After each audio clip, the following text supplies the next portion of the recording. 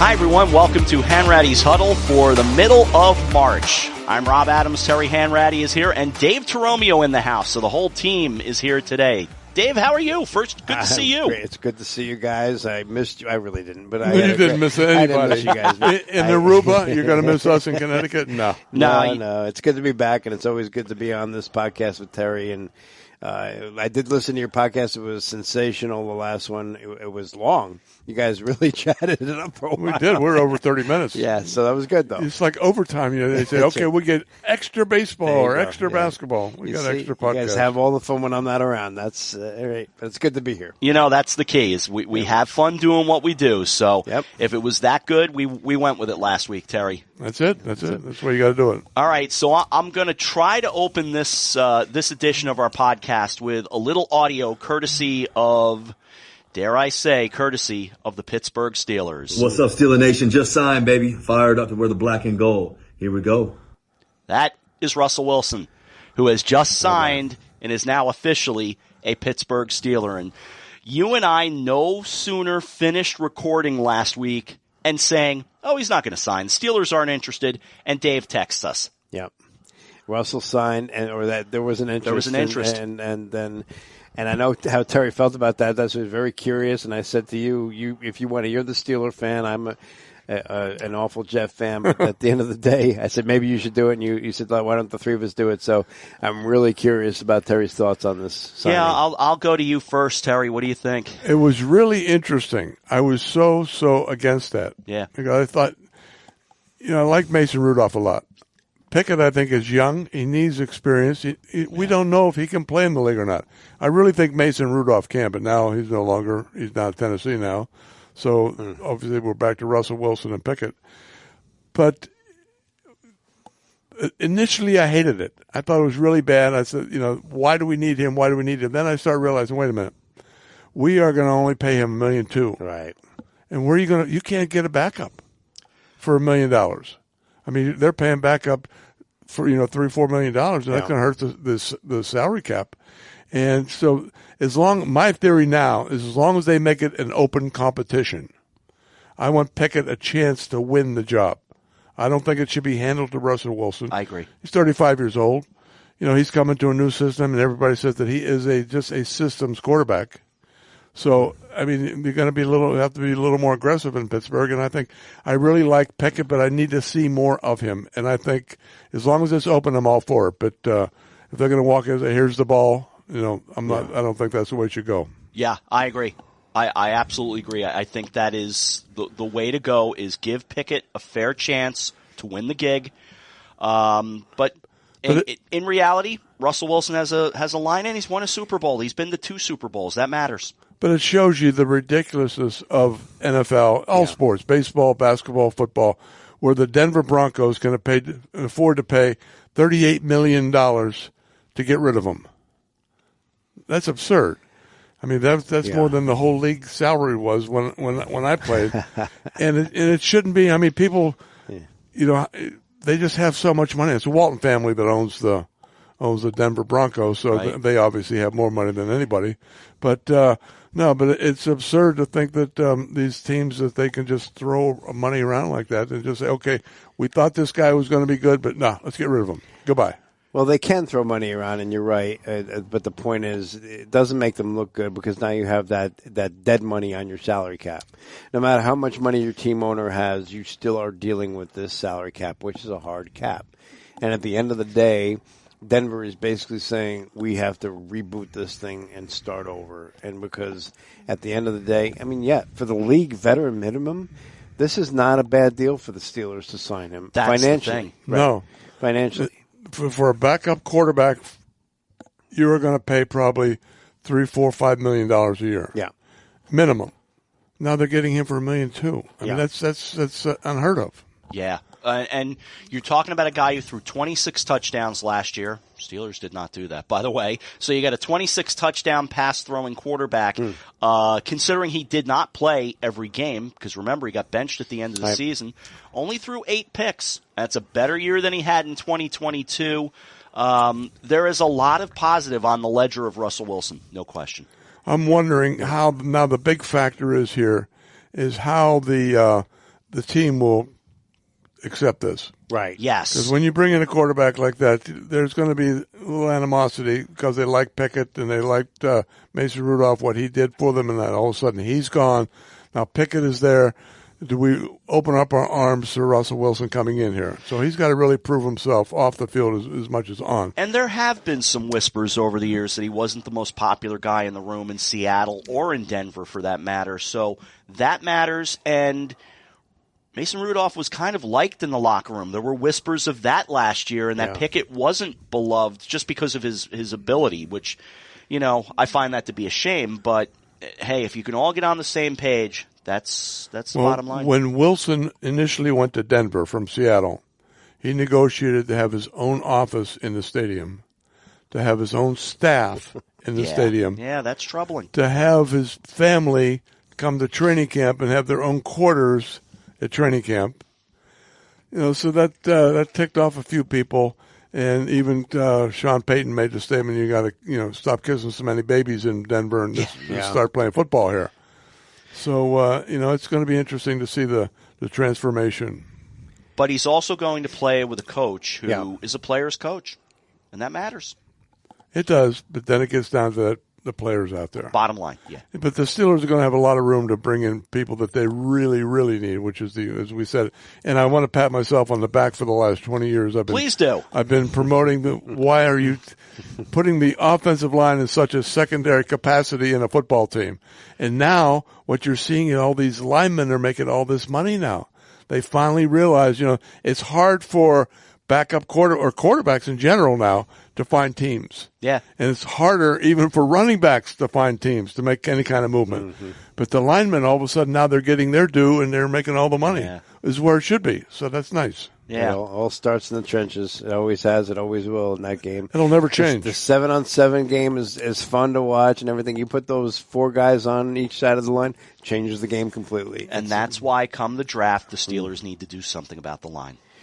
Well, getting back to your point about being a competition, knowing Tomlin is firmly entrenched. I think if they were going in there with a first-year coach who might feel pressured to say, okay, we got this guy.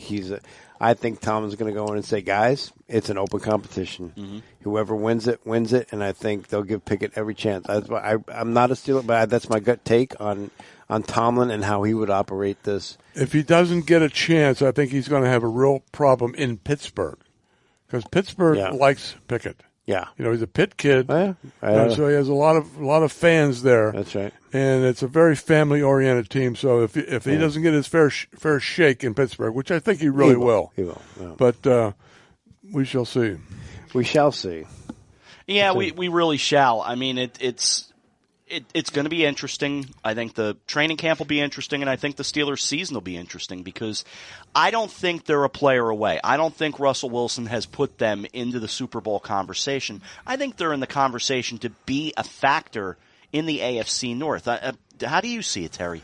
Well, they got a lot of quarterbacks to compete with. Right. I mean, that conference in itself has the best quarterbacks going, except for up in Buffalo.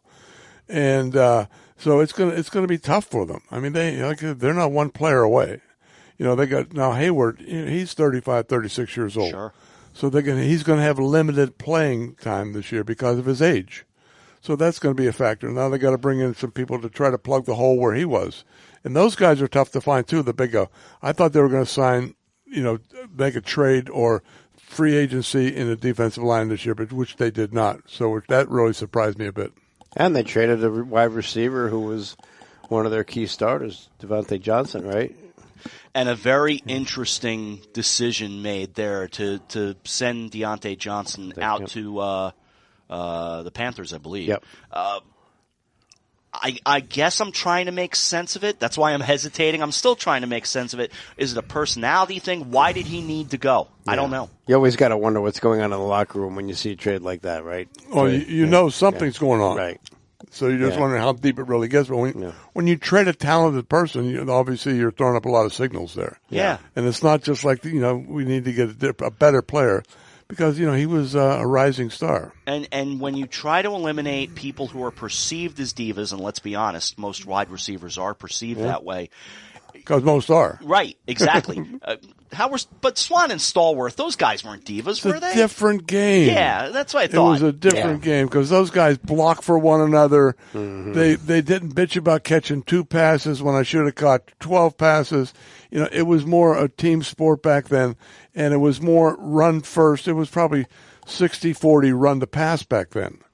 Now it's the running backs were more divas than the wide receivers because the wide receivers weren't that big a part. And the tight ends were like a third tackle. Yeah. If we had a tight end that caught 15 passes for the year, that was a big deal. There were no divas on those Steelers teams, were there? None. Yeah, and there wasn't any room for Terry. them. Just Terry. Yeah, that's me. Bradshaw, to be exact, not handwriting.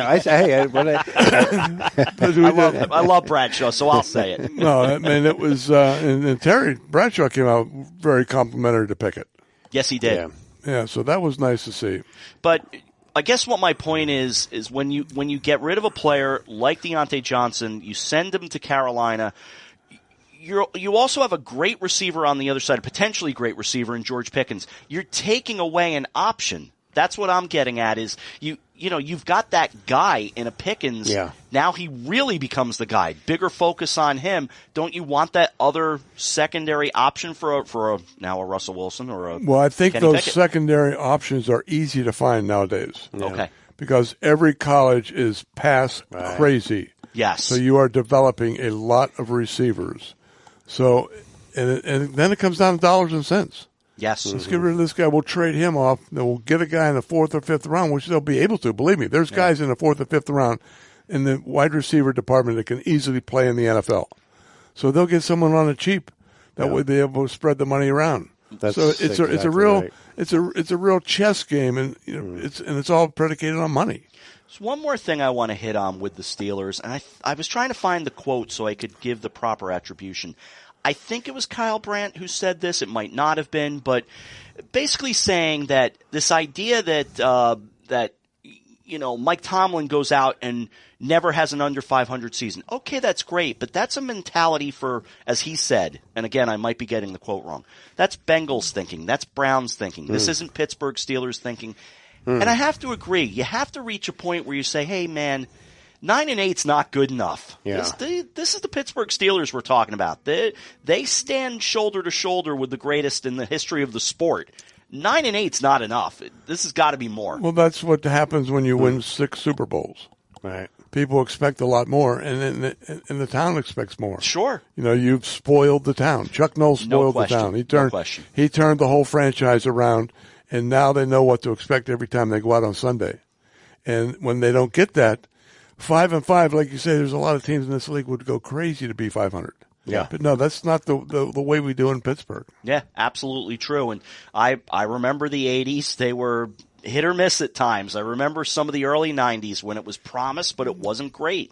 And then finally things started really turning again. So, I do tend to agree that 9-8, or God forbid 8-9, not going to work in Pittsburgh. Not for Steeler Nation, no. No. Turning to your team for a moment, because your quarterback made some news this week. Oh, Do we have to? did he make the news or did Kennedy make the news? I think they both made the news. That's crazy.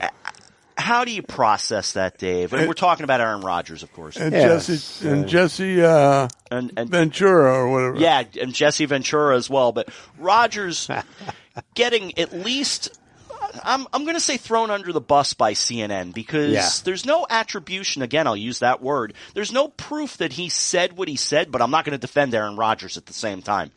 He basically came out and said, supposedly at a party or some gathering, that the horrible things about Sandy Hook not being real. Right. How do you process that as a Jets fan? You don't. At this point as a Jets fan, you just have to ignore it because it has nothing to do with football. He's a personality. By the way, he's come out and said, I never said that. He really does believe, he knows it was real and he feels for those people, prays for, all this stuff. And, listen, this is just who he is. He loves the attention. I would like him to come out and just say, I'm not interested. I'm a football player. When my career's over, maybe we'll talk. But Aaron loves the attention. The Jeopardy thing, whatever it is. So This is what the Jets signed up for when they signed on with Aaron Rodgers, and I think the Jets do a lot of things. On paper, maybe this look good, but I really think they should go into this draft and consider if they can get a guy like the guy at Washington, the quarterback, the kid from Washington. What's his name? The guy you like, the left-handed quarterback who transferred from Indiana. He might still be there. Is my point. Penix in the second round. Then I think they should go for it. But I think at the end of the day, listen, they cite Tyrod Taylor too as their backup, the Jets. So he's a stopgap. But I agree with you. They should look for a quarterback in the draft, right? Because the Jets are a quarterback away, and you're all hoping that Aaron Rodgers is that quarterback away because they are very good. They have a really defensively, they're good defensively, defense, very good defense, and a good offensive line too. Yes. Well, that's what they need to address, and that's why we talk about. That's why football never dies. Now the NFL. I mean, we have the draft. Now we're going to be gearing up for the draft in April, right? Who's going to do it? And the trades around the draft. And I have to ask you guys. I know this is a Steeler-centric thing, and it should be. But what did you think about Saquon Barkley? Jumping into a division foe. I mean, like almost immediately. It's crazy. To see him jump and go to the Eagles, but it's an opportunity you can't turn down. The money's good. You get to go to a team that could go to a Super Bowl. If you're Saquon Barkley, I'm not sure it's a bad thing. And the Giants didn't seem to want him. Well, that's the key. Right. The Giants didn't kill themselves to sign him. Right. So the kid, he has to make a decision. Right. And so he did. And he can't wait too long because there were other running backs out there that might be available to Philadelphia. So he had to make a decision. By the way, he's born in Pennsylvania, went to Penn State. So I mean, it can't be all bad. It can't. It's kind of logical if you think about it. Yeah. But to stay within your conference is strange. That's more the point. Is you're going to a division rival, a hated rival. You're going up the turnpike. 100 miles, 200 miles, and not far. Not far. Well, then you got Jerry Jones doing absolutely nothing in Dallas. What's that all about? I don't understand it. And we have Dak Prescott now facing some type of charge or some type of accusation. And he's countersuing, and woman suing him for $100 million. Yeah, that's a lot of money. Jeez. Has the Rodgers circus been worse than you expected? What you expected it to be? Where's it sat on your expectations? Well, nobody expects this, right? That somebody's going to come out and say one of them is a running mate for vice president of the United States. Who would come up with that? I thought, in all honesty, watching him last year, leading up to the OTAs and the season camp, that he was doing a lot of the right thing. He was going to the plays with the kids. Yep. He was going to the games, Knick games, Ranger game, whatever. He was getting out. He was enjoying the city. I had no problem with that. And he always seems to say the right thing, at least football wise. But if the Jets are letting him dictate, Russell Cobb coming or Lazard coming, if they sign, as Francesca calls him, bacteria, Bakhtiari from Green Bay, that would be a mistake. Bakhtiari. I mean, because the guy's it's a left tackle, yes, and he played for Rodgers for years, but the guy's always hurt. Yeah. So they can't let this guy be driving. Joe Douglas is the GM and should be acting like the GM. So, the Jets will always be the Jets until they change that. Got to change that mindset. And that's such an NBA thing when you think about it. The player acting as the general manager, LeBron doing that kind of stuff all the time. That kind of world in the NBA. That's not really a big NFL thing to let a player dictate. Yeah. I can't think of too many. I think it's getting more that way because of the money situation. Yeah. Sure. I mean, these kids are making so much money that they can start dictating what they're going to do. Listen, if you're if you're a Jet fan, a Met fan, whatever, Knick fan, and you want to change the narrative, that starts with the team. The team has to win, they have to perform, and they have to stay out of the page 6, as they say, of the Post, with all the bull crap. So that's how you do it. And Douglas did say, hey, respect is earned because there's a guy up in Buffalo shooting his mouth off about how he hates the Jets. Good, you should hate the Jets. You're on the Buffalo Bills. Why should you love the Jets? So at the end of the day, I think that's what has to. You change the narrative by winning and shutting your mouth and And that's the only way to change it. Yep. You have exactly. You have to win on the field. And That's New right. York right now is in almost a legendary time of losing, quite honestly. Yeah. There has not been a championship here since the Giants.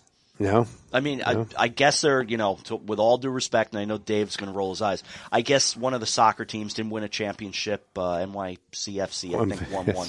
But Dave and I have this running laughter about soccer here in this country. But regardless, there has not been a major pro championship in the Metro New York area since the Giants in the Super Bowl. Bunch of years ago now. No, and it's good to see the Knicks that are playing better and kind of almost regaining interest, although they've always had the interest and the attendance. I don't know why, but at the end of the day, the Rangers it's the pull of the Garden. It's the back garden is really that's the selling really point, right? It's being seen at the Garden. Yep. That's what it is with the Welcome to Knicks Madison anyway. Square Garden. But the Knicks have been kind of stumbling they've a got bit the down the injuries. stretch. You almost have to cut them a little slack there. Oh, yeah, I agree. Yeah. Rangers, that could be a promising run. Yeah, well, Rangers let's hope could be, not. So. Terry's Well, as soon as you favorite start sport. to talk about hockey, I drop out of the conversation. No, we're going to get you into the hockey world. When you grow up in Pennsylvania in the 50s and 60s, Pittsburgh did not have a hockey team. No, they didn't. That's true. No one I knew could afford skates to actually skate on ice. So we had no hockey back then. I will even go so far as to say we can go to a game at UBS. We should. We'll take Terry. I mean, because it is a great game to watch. Terry, I've been on skates once. I can't skate. No, I can't. But hockey to me is so fun to watch. It's exciting and it's not hard to learn. So and they're great athletes. And you know what? Hockey guys are like the best guys in the world. Yes. These guys are the sweetest guys. On the ice, no. They're animals and they will, they'll run you over, but off the ice they are the nicest guys. We had a kicker, Roy Girella. Mm-hmm. I remember him. Yeah, and he was a Canadian. And obviously, when you're from Canada, you know hockey. Oh, sure you do. So that's when we had the Penguins. When I was with the Steelers, the Penguins were in town. And Roy used to go to all the hockey games. And Saturdays would be the day where you bring the family and friends to watch practice because it wasn't much of a practice. They were just loosening up.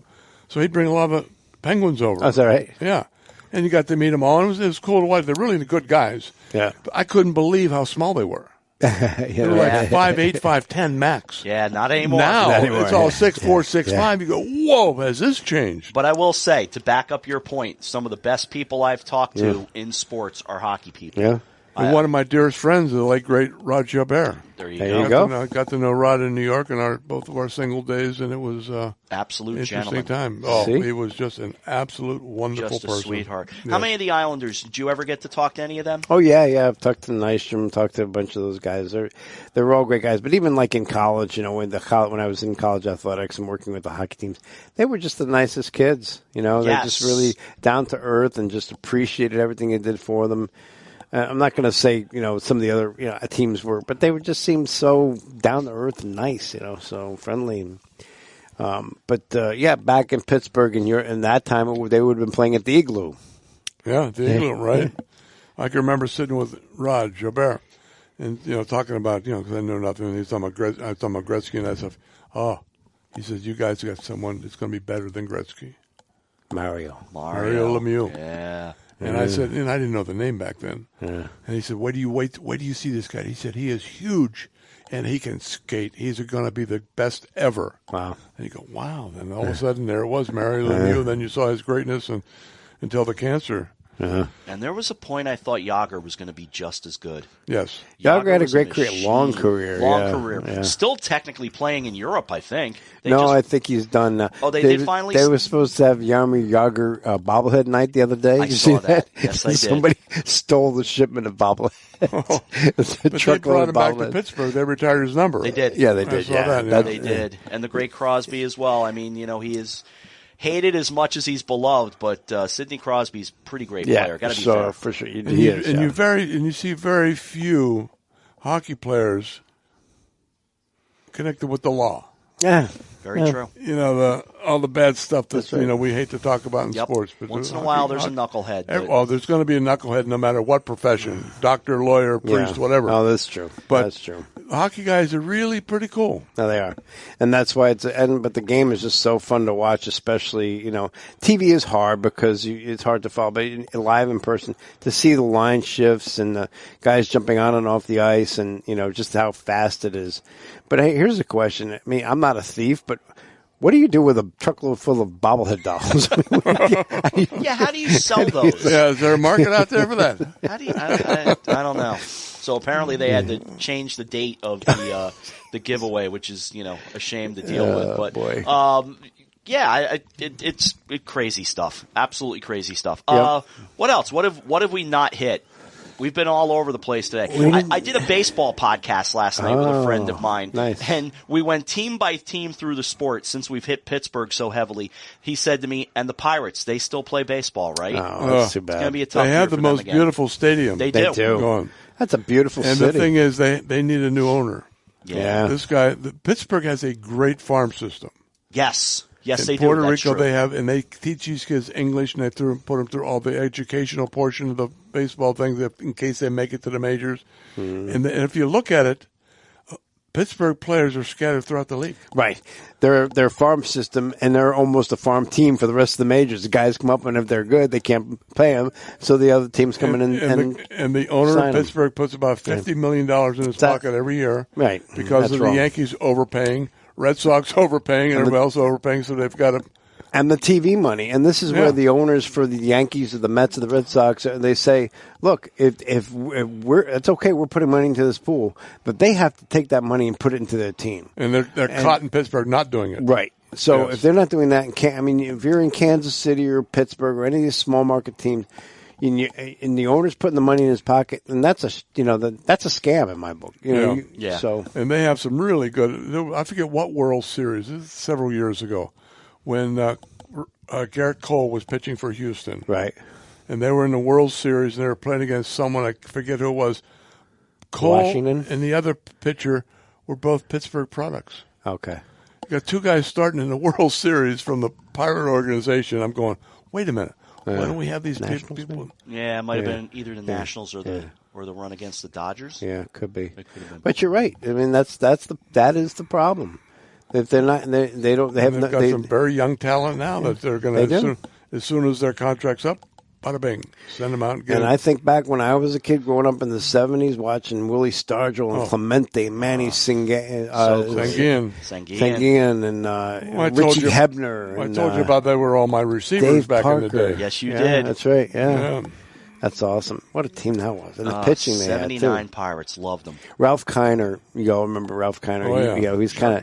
He was good and obviously a pirate, in the Hall of Fame guy. But he did the broadcast for the Mets, and he would say some goofy stuff. And one of his lines was, "The Pirates have was it Moose Veal and who was the third pitcher had a Moose Veal and Bob Friend? no, it was a meat name."